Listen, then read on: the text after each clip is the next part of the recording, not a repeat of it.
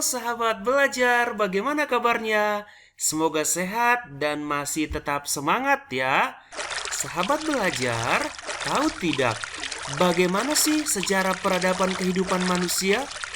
Kehidupan manusia itu terus mengalami perubahan dan perkembangan. Contohnya aja, zaman sewaktu orang tua kita seumuran kalian pastinya berbeda dengan kehidupan di zaman sekarang, bukan? Begitu juga dengan kakek nenek, apalagi buyut kita.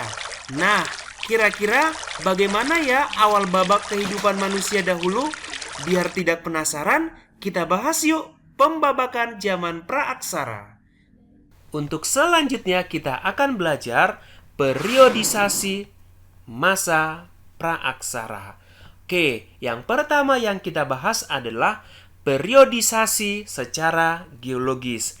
Geologi adalah ilmu yang mempelajari bumi secara keseluruhan berdasarkan komposisinya, struktur sejarah, sifat-sifatnya, dan juga proses pembentukannya. Begitu ya pengertian geologi. Lalu seperti apa periodisasi secara geologis ini? Sahabat belajar, periodisasi secara geologis dibagi menjadi beberapa zaman. Dalam mengingatnya, sahabat belajar, ada kata kunci nih. Ya, cara mengingatnya adalah arpamene. Arpamene. Ar yaitu arkaikum, Paleozoikum, Mesozoikum, dan Neolitikum. Mari kita bahas satu persatu. Kita mulai dari zaman Arkaikum. Zaman Arkaikum merupakan zaman tertua. Zaman ini berlangsung kira-kira sejak 2.500 juta tahun yang lalu. Wah, cukup lama ya. Lalu, seperti apa kehidupan pada zaman Arkaikum ini? Sahabat belajar, pada zaman Arkaikum, kulit bumi masih sangat panas. Kemudian belum terdapat kehidupan di atasnya. Karena apa? Karena bumi tadi masih sangat panas. Begitu ya ciri-ciri zaman Arkaikum. Kita lanjut kepada periodisasi secara geologis yang kedua, yaitu zaman Paleozoikum. Zaman Paleozoikum adalah zaman tua, berlangsung kira-kira sejak 340 juta tahun yang lalu. Seperti apa kehidupan pada zaman Paleozoikum ini? Ya, sudah mulai muncul tanda-tanda kehidupan. Kemudian muncul binatang kecil yang tidak bertulang punggung, berbagai jenis ikan, amfibi, dan reptil. Begitu ya gambaran zaman Paleozoikum. Kita lanjut kepada yang ketiga, zaman Mesozoikum. Zaman Mesozoikum disebut zaman pertengahan, berlangsung kira-kira sejak 140 juta tahun yang lalu. Ciri-ciri atau tanda-tanda kehidupan pada zaman Mesozoikum ada muncul binatang bertubuh besar. Ayo sahabat belajar, pernah lihat binatang bertubuh besar? Ya, seperti gambar berikut. Kemudian disebut juga zaman reptil karena pada zaman Mesozoikum atau zaman pertengahan paling banyak ditemukan jenis binatang reptil. Tentunya sahabat belajar tahu ya apa saja contoh binatang reptil?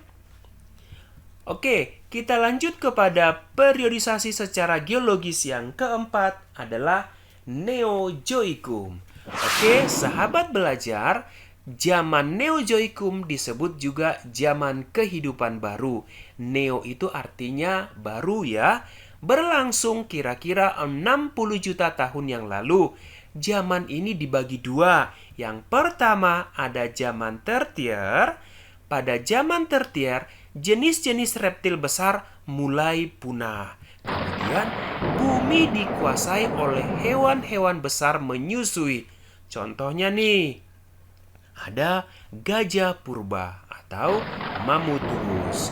Oke, yang kedua adalah zaman kuarter. Zaman kuarter ini berlangsung 3 juta tahun lalu. Kemudian ini merupakan awal kehidupan manusia pertama di muka bumi. Begitu ya, periodisasi secara geologis yang keempat, Neozoikum, dibagi menjadi dua, yaitu zaman tertier dan zaman kuarter. Masih semangat? Jangan di-skip ya videonya supaya ilmu yang kamu peroleh penuh dan tidak terputus-putus. Oke, kita lanjut periodisasi masa praaksara yang kedua, yaitu periodisasi secara arkeologis. Sahabat belajar, periode ini didasarkan atas hasil temuan-temuan benda peninggalan yang dihasilkan oleh manusia yang hidup pada masa praaksara. Jadi arkeologis ini kita membagi zaman masa praaksara itu berdasarkan benda peninggalan yang dihasilkan oleh manusia yang hidup pada masa praaksara ya. Oke, adapun pembagian zaman pada periodisasi secara arkeologis, yang pertama adalah zaman batu. Oke, berdasarkan zaman batu ini juga kita bagi menjadi beberapa bagian. Oke, untuk lebih gampang mengingatnya, itu kita buat kata kunci, cara cepatnya ya, yaitu Pamene Mega. Ingat ya, Pamene Mega. Pa-nya singkatan dari Paleolitikum, Me-nya Mesolitikum, kemudian Neolitikum, Megalitikum. Mari kita bahas zaman batu yang pertama adalah zaman Paleolitikum. Sahabat belajar perlu ketahui, pada zaman batu, zaman ini sebagian besar perkakas kehidupan manusia terbuat dari batu. Itu dia dikatakan, mengapa dikatakan sebagai zaman batu? Karena perkakas atau alat-alat kehidupannya terbuat dari batu. Yang pertama, zaman Paleolitikum. Seperti apa ini Paleolitikum ini? Ya, Paleolitikum berasal dari kata paleo, artinya tua, dan litos artinya batu. Itu artinya Paleolitikum ini adalah zaman batu tua. Oke, seperti apa kehidupan pada zaman Paleolitikum ini? Diperkirakan berlangsung 600.000 tahun lalu. Kemudian manusia hidup berpindah-pindah atau sering disebut dengan nomaden. Memperoleh makanan dengan berburu, mengumpulkan buah-buahan, umbi-umbian, dan menangkap ikan.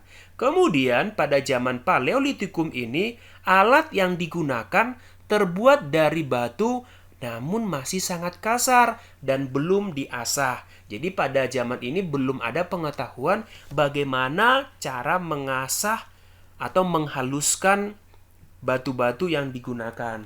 Begitu ciri-ciri zaman Paleolitikum atau zaman batu tua. Kita lanjut kepada zaman batu yang berikutnya adalah Mesolitikum.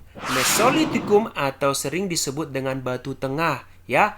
Mesolitikum berasal dari kata meso artinya tengah, litos artinya batu. Jadi Mesolitikum ini adalah zaman batu tengah.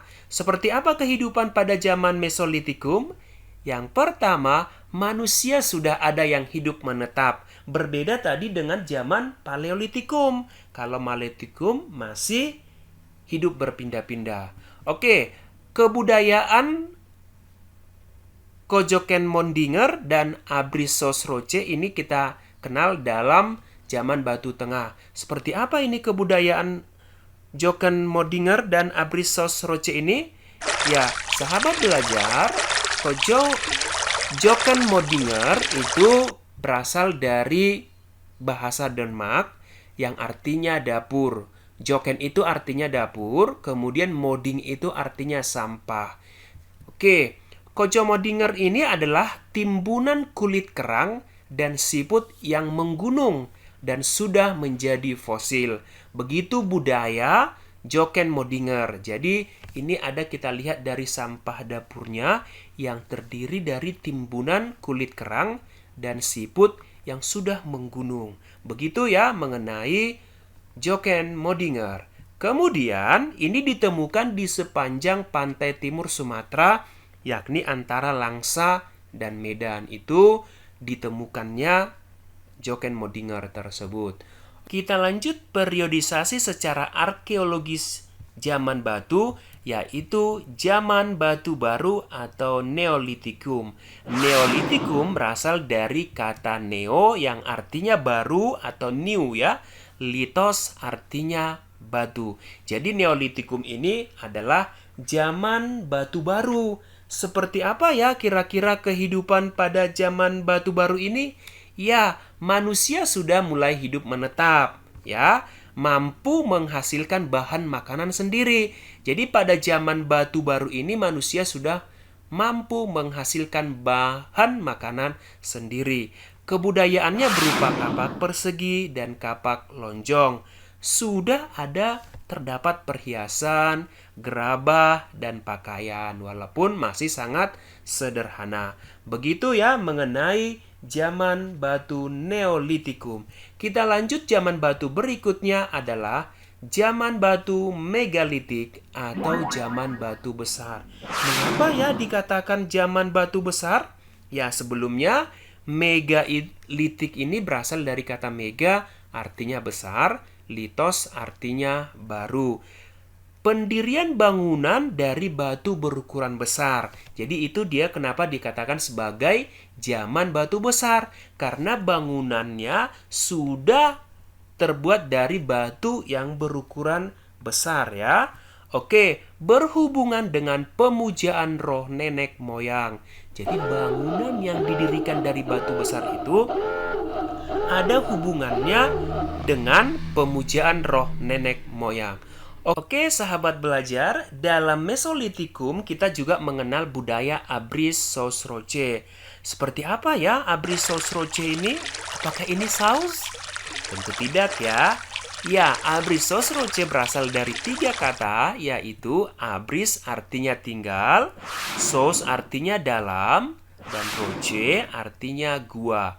Artinya bahwa dalam kehidupan Mesolitikum ini manusia sudah ada yang tinggal di dalam gua, sudah mulai menetap. Jadi gua-gua yang dijadikan tempat tinggal manusia purba yang berfungsi sebagai tempat perlindungan dari cuaca dan binatang buas. Jadi mereka sudah mulai menetap. Menetapnya di mana? Di dalam gua. Oke, Abris Sosroche ini banyak ditemukan di Besuki, Bojonegoro, dan Sulawesi Selatan. Begitu ya mengenai kehidupan pada masa Mesolitikum. Sahabat belajar, adapun jenis-jenis bangunan megalitik, yang pertama adalah menhir. Menhir merupakan bangunan berupa batu tegak atau tugu yang berfungsi sebagai tempat pemujaan roh nenek moyang atau peringatan untuk orang-orang yang telah meninggal. Itu ya sahabat pengertian menhir. Bisa kita lihat videonya ya. Kita lanjut yang kedua jenis-jenis bangunan megalitik atau batu besar. Ada dolmen. Dolmen adalah bangunan berupa meja batu terdiri atas batu lebar yang ditopang oleh beberapa batu yang lain. Apa fungsi dolmen ini? Ya, dolmen berfungsi sebagai tempat persembahan untuk memuja arwah leluhur. Di samping sebagai tempat pemujaan, sahabat belajar, dolmen juga digunakan atau berfungsi sebagai pelinggih, tempat duduk untuk kepala suku atau raja. Kalau sekarang itu tempat duduknya disebut dengan singgasana ya. Kalau dulu dolmen dijadikan menjadi tempat duduk kepala suku atau raja.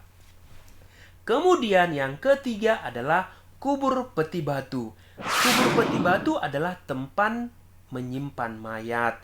Kubur peti batu ini dibentuk dari 6 buah papan batu dari sebuah penutup peti. Papan-papan batu ini disusun secara langsung dalam lubang yang telah disiapkan terlebih dahulu dan biasanya diletakkan membujur ke arah sungai atau gunung. Begitu ya mengenai kubur peti batu. Kita lanjut kepada jenis-jenis bangunan megalitik yang berikutnya adalah waruga. Waruga merupakan peti kubur batu dalam ukuran yang kecil, bentuknya kubus dan bulat. Waruga banyak ditemukan di Sulawesi Tengah. Ayo, siapa di antara sahabat yang berada di Sulawesi Tengah? Tentunya masih melihat ya bentuk atau waruga ini. Kita lanjut, yang berikutnya adalah sarkofagus. Sarkofagus adalah bangunan berupa kubur batu yang berbentuk seperti lesung dan diberi tutup. Ayo, masih sahabat belajar tahu itu ya apa itu lesung? Lesung itu kalau zaman sekarang biasa digunakan untuk menumbuk padi ya. Oke, sarkofagus banyak ditemukan di daerah Bali. Selain sarkofagus, ada juga yang namanya pundan berundak. Adalah bangunan bertingkat yang dihubungkan tanjakan kecil.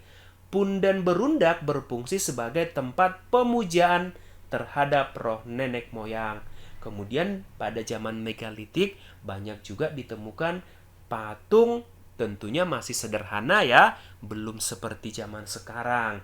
Oke, paham ya sahabat belajar mengenai jenis-jenis bangunan pada zaman megalitik atau zaman batu besar.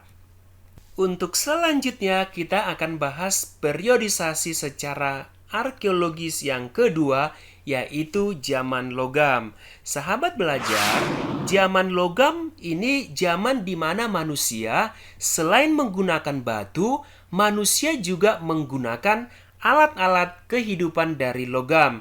Zaman logam ini dibagi menjadi 3, yaitu ada zaman perunggu, zaman tembaga, dan zaman besi. Begitu ya sahabat belajar mengenai zaman logam tersebut. Oke, benda-benda pada zaman logam kita mengenalnya ada kapak corong, yaitu kapak yang berupa menyerupai corong. Jadi kapak ini menyerupai corong, makanya dia dikatakan sebagai kapak corong. Benda-benda yang berikutnya pada zaman logam ini ada nekara. Nekara yaitu gendang sebagai alat tabuh. Nekara ini digunakan pada upacara-upacara keagamaan yang dihubungkan dengan bunyi-bunyian. Begitu ya mengenai nekara. Selain nekara, pada zaman logam ini juga kita mengenal moko. Moko dapat disebut juga nekara atau sebaliknya. Jadi moko dengan nekara ini hampir sama ya. Hanya penyebutan namanya saja yang berbeda di tiap-tiap daerah. Fungsi moko dan nekara pun sama, yaitu untuk kegiatan upacara keagamaan, politik, dan budaya. Kemudian kita mengenal cendrasa. Cendrasa atau kapak sepatu. Hah? Kapak sepatu? Apakah bentuknya seperti sepatu? Ya, benar. Jadi kapak ini mirip dengan sepatu. Kapak atau cendrasa ini digunakanlah kapak upacara karena kapak jenis ini dipakai sebagai sarana melakukan upacara ritual adat yang berhubungan dengan aliran kepercayaan atau sistem perayaan adat. Begitu ya mengenai benda-benda peninggalan pada zaman logam. Kita lanjut periodisasi berdasarkan perkembangan kehidupan. Ayo sahabat belajar, tetap semangat ya. Ayo tarik napas. Kita lanjut ya. Oke, periodisasi ini didasarkan atas perkembangan kehidupan manusia praaksara. Jadi di sana perkembangan kehidupannya seperti apa? Itu ya, periodisasi berdasarkan perkembangan kehidupan. Kemudian berdasarkan hal tersebut, maka masa praaksara dapat dibagi menjadi beberapa tahap. Jadi berdasarkan perkembangan kehidupan manusia itu dibagi menjadi beberapa tahap, yaitu masa berburu dan mengumpulkan makanan, yang kedua masa bercocok tanam, yang ketiga masa perundagian. Seperti apa ya kehidupan pada ketiga masa ini? Penasaran? Mari kita bahas satu persatu. Yang pertama pada masa berburu dan mengumpulkan makanan dan meramu. Pada masa ini, masa berburu dan mengumpulkan makanan tingkat sederhana. Jadi masa berburu juga dibagi menjadi beberapa masa, yaitu yang pertama, masa berburu dan mengumpulkan makanan tingkat sederhana. Seperti apa ya kehidupannya? Ya, diperkirakan semasa dengan zaman Paleolitikum ya. Oke, kemudian peradabannya juga masih rendah. Hidup mengembara, nomaden sebagai pemburu binatang dan menangkap ikan. Sama dengan ciri-ciri kehidupan pada zaman Paleolitikum ya. Oke, sudah bisa meramu, mencari dan mengumpulkan makanan. Kita lanjut kepada zaman yang kedua atau masa berburu yang kedua, yaitu masa berburu dan mengumpulkan makanan tingkat lanjut. Diperkirakan semasa dengan zaman Mesolitikum. Kemudian manusia sudah mulai hidup menetap dan berkelompok di gua. Bercocok tanam, berburu hewan sudah dikenal pada masa berburu tingkat lanjut. Sudah melukis di gua dengan menggores pada dinding gua. Jadi mereka sudah mulai mengenal coret-coretan nih. Ya, tapi belum tulisan ya, masih melukis atau mencoret, mungkin mereka hanya cap jempol tangan saja ya.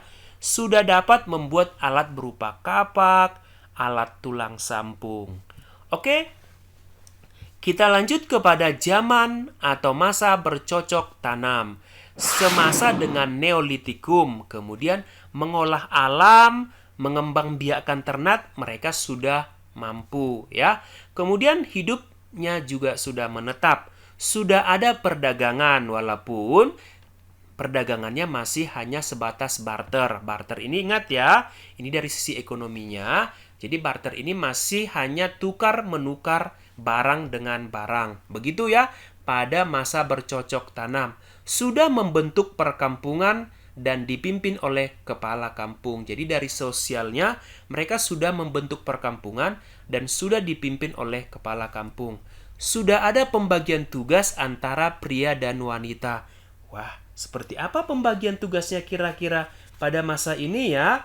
Jadi pada masa bercocok tanam ini sudah ada pembagian tugasnya antara wanita dan pria. Oke, kelompok laki-laki biasanya melakukan perburuan dan perempuan mengumpulkan makanan dari tumbuh-tumbuhan. Itu ya pembagian tugas pada masa bercocok tanam. Kemudian pada masa ini sudah mahir membuat alat berupa kapak persegi, kapak lonjong, gerabah, dan perhiasan. Begitu kehidupan pada masa bercocok tanam. Selanjutnya adalah yang ketiga, masa perundagian. Sahabat pelajar, perundagian ini berasal dari bahasa Bali yaitu undagi, yang artinya orang atau sekelompok orang yang mempunyai kepandaian jenis usaha tertentu. Contohnya membuat gerabah, sampan, begitu ya. Jadi undagi tadi. Jadi masa perundagian ini sering juga disebut masa pertukangan karena sudah ada beberapa yang sudah mampu bertukang. Contohnya tadi membuat gerabah dan sampan tersebut. Seperti apa kehidupannya? Ya, masa perundagian merupakan akhir masa praaksara di Indonesia. Kemudian ini semasa dengan zaman perunggu ya. Zaman perunggu tadi zaman logam. Kemudian manusia sudah dapat mengatur kehidupannya untuk meningkatkan kesejahteraannya. Perdagangan antar pulau sudah dikenal pada masa perundagian. Dari mana ini kita ketahui? Ya, negara di Selayar dan Kepulauan Kei yang berasal dari Indonesia Barat. Dapat belajar, kegiatan perdagangan antara pulau pada masa perundagian dibuktikan dengan ditemukannya negara di Selayar dan Kepulauan Kei yang dihiasi dengan gambar-gambar binatang seperti gajah, merak, dan harimau. Binatang-binatang ini tidak ada di wilayah Indonesia bagian timur. Namun, itu adalah binatang yang berada di wilayah Indonesia bagian barat. Hal inilah yang menunjukkan bahwa negara tersebut berasal dari daerah Indonesia bagian barat. Inilah menjadi bukti bahwa pada masa perundagian sudah ada perdagangan antar pulau. Begitu ya sahabat belajar mengenai masa perundagian tadi. Kemudian pada masa perundagian sudah menyembah arwah nenek moyang. Demikian penjelasannya mengenai masa perundagian. Sahabat belajar, demikian penjelasan kehidupan pada masa praaksara dari masa ke masa. Sampai jumpa pada video pembelajaran berikutnya. Terima kasih, semoga bermanfaat.